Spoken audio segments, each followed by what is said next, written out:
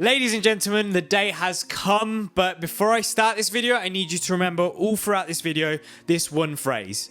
Do not panic. So I've been seeing articles flying left, right, and center about iOS 14 from news outlets to digital marketers all over the internet discussing this one topic. And in this video, we're not only going to be discussing what iOS 14 means for paid advertising, but how it affects the entire future of digital marketing. And if you stick around to the end of this video, I'm going to give you 5 steps that you can take today to help you prepare your Facebook account for iOS 14. And also, if you subscribe, we're going to give you an entire playlist around iOS 14 fixes and updates, so make sure to hit that subscribe button. So if you're a digital marketer or an agency, or have been simply living under a rock for an entire year, or you simply leave this sort of stuff to your marketing team or your department and don't know what the hell I'm talking about, it's about time we bring you and your business up to scratch. So what is going on? As of June 2020, Apple released and introduced their newest update, and the newest update would now be set up in a way to prompt users on whether they were willing to let apps track them and attain their personal data for usage. And this isn't, if you think about it, really anything unusual, because for quite a while now, companies would have to abide to the new legislations and regulations that require them to ask for permission to acquire and use data. But after this announcement from Apple, Facebook got angry. And I mean really angry. And they started taking out articles in the Washington Post, New York Times, and literally calling out Apple and pulling out every single PR move in the book to tell the world why this Apple update should not happen and is wrong. And in my opinion, it was probably one of the worst PR moves I've seen in a long time, but that's literally another story that we can discuss in another video. But why is Facebook so salty about this update? So as you know, Apple makes all of its money through products such as iPhones, iPods, iMacs, MacBooks, you name it, they sell products.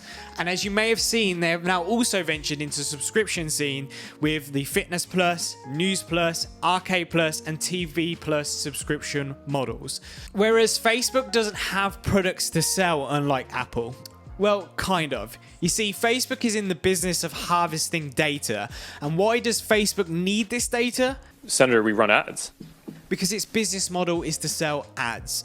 So you, the user, are the product that they are selling by enabling advertisers such as myself and my agency to put ads in front of you. So Facebook is able to collect data from all its users from Facebook, Instagram, WhatsApp, and follow you around on websites that you use that they may have also partnered with, and also any websites that us marketers have put pixels in. Well, Facebook can track you there as well. So they can understand you as an individual on such granular detail. So what I'm saying is, not only can they track you around the internet, they can also understand when you trigger certain events, such as when you've added to cart on a website or made a particular purchase on an item on a particular website.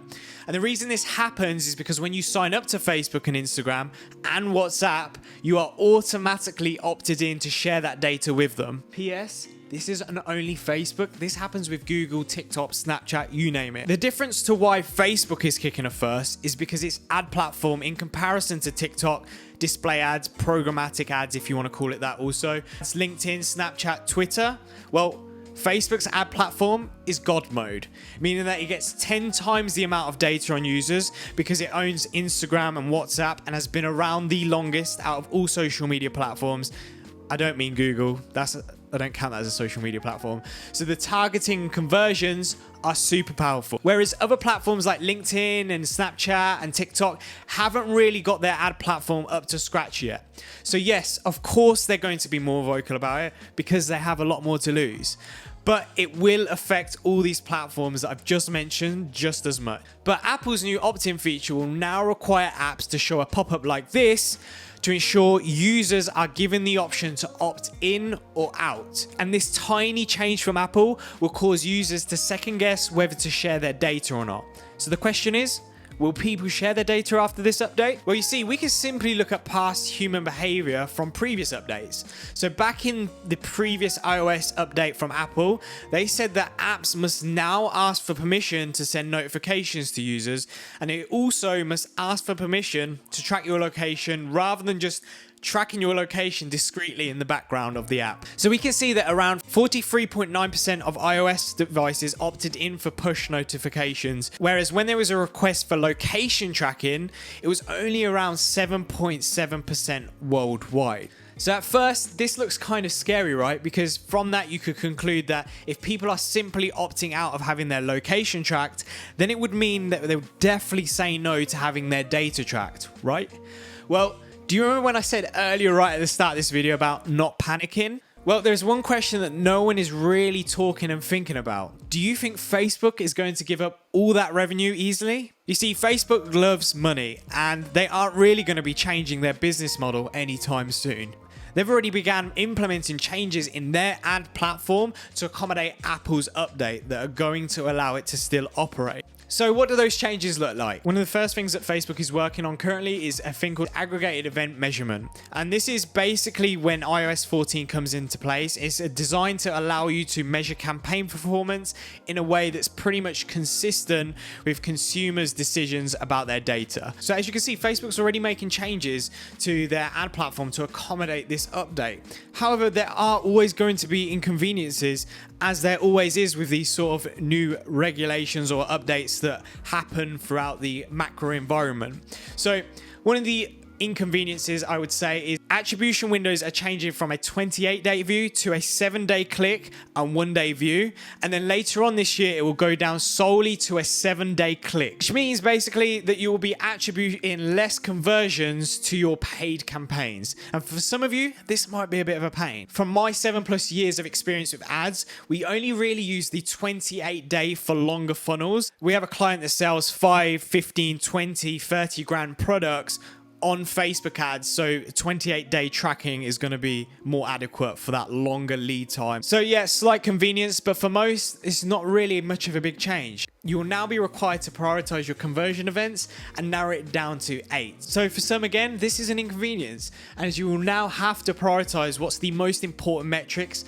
to track. And by the way, for any e-commerce users watching this, that's probably going to be the purchase event as your number one priority, but you have up to 8. Anyway, something that people aren't discussing is the effects on the other platforms and how it's going to affect organic social. See, a majority of these platforms rely on tracking a user to understand what posts should be shown on their feed. For example, if I like cat pictures on Instagram, then the algorithm that uses that data to show me more cat pictures from my friends, or to use that data to show me more relevant content around cats. So yes, it should and will have an effect on organic socials also. So look, as you can see, inconveniences. In my personal opinion, I just don't think platforms like Google and Facebook are going to completely bow down to Apple. And my personal opinion is just in the same way that apps are constantly pestering you, even after you've opted out for post notifications, I believe all these social media platforms will do exactly the same. And I also believe that they may even go to the extent of disabling some features on their platforms if you're not opted into tracking for data. Computer says no. Well, why do I say this? Well, there's plenty of apps out there already, such as running apps or whatever it may be, that will not let you move forward with using the app unless you have accepted the terms and conditions or gone into your settings to opt in for whatever they're asking for. At the time of recording this, Facebook has took a step ahead before this feature gets released, has begun testing how they will communicate this change by asking and explaining why they need to track data. Because Apple's notification cleverly does not communicate what the tracking consists of and puts it in a very negative frame light, which of course it is taking your data. But what Facebook is doing is actually communicating without this tracking, your experience is going to be pretty terrible across the platforms. So as you can see, all these changes are really, really small and they are inconveniences. And just in the same way everyone was kicking and screaming about GDPR going to be the end of marketing, and all the CRM experts were like, now we can't send emails and Facebook ads isn't going to work and Google ads isn't going to work, this is going to be exactly the same. And actually, I would consider GDPR a lot larger of an issue, as it was a full-blown legislation and regulation, whereas this is just a little update from Apple. But anyway, as marketers, these are inconveniences and they do crop up, as much as they're a pain, we move on and we adapt like we always do. And one of the things that I haven't discussed yet is I actually believe there may be some benefit to all this. Because if you just think about it, as it becomes more difficult to get a return on these platforms, more of those crappy marketers will stop advertising, which means that CPMs, or cost per 1,000 impressions, if you don't know what that is, will drop, ultimately making ads cheaper for the advertisers who actually know what they're doing and remain on the platform. Also, it will benefit marketers such as my agencies, because not only is the management of Facebook ads and Google ads going to get more difficult and be more important, but the creative is going to be 10 times a priority than it used to be for some, because many agencies and many companies solely just put adverts out and rely on the targeting. So my agency has always prioritized copywriting, imagery, videos as a #1 priority, as well as ensuring and understand our clients' customers' pain points. So combine all this knowledge of the management and the creative and the pain points and understanding your customer like the back of your hand, and put this on Facebook, TikTok, Google ads going forward. Well, it's still going to be profitable like it always has been. So do not panic. So as promised, here are the 5 things that you can do today to begin prepping your Facebook account for these changes. So the first step is to do a domain verification. So within Facebook Business Manager, you can go into the settings and you can go and verify your domain name with that Facebook ad account. There's a few ways that you can do this. You can install a file onto your domain, or also you can add a text record to verify that domain with your particular account. If you don't already know how to do that, on my YouTube channel there'll be a video explaining very quickly on how you can go ahead and do that. The second thing is you need to prepare to operate and define the priority of your maximum of 8 pixel events per domain. You see how I say per domain? I will actually explain that in another video, but all you need to understand is you need to pick your best 8 tracking events that you want to utilize within your ads. The third thing is begin to anticipate changes to the attribution windows and go ahead and update any rules that you may have in place prior to these changes. Us as an agency, we don't tend to use rules, but there's a lot of you out there who use rules within Facebook ads. If you have rules set up, go ahead and change those, because when the attribution windows change, those rules could get thrown off. You just want to make sure everything's running smoothly and you're not overspending or underspending on anything in particular. Identify campaign optimization strategies that may require testing. So when this kicks in, you're going to find out what your new baselines are throughout the year. So last year, you may have been getting a 5 times return. Well, when this kicks in, you need to find your new baselines and begin doing testing and optimization on your campaigns to figure out what works best within your particular campaign. And if you're an agency like us who has a lot of clients, we will get there a lot quicker and find a solution a lot quicker and find the best strategy. And then once you find that baseline, you just want to keep optimizing and optimizing and optimizing to basically get your ads to the most profitable that they can be. And the final thing is to integrate Facebook ads conversion API. Put it this way, we've been given strong hints that this is going to have privacy preserving technologies being implemented in it.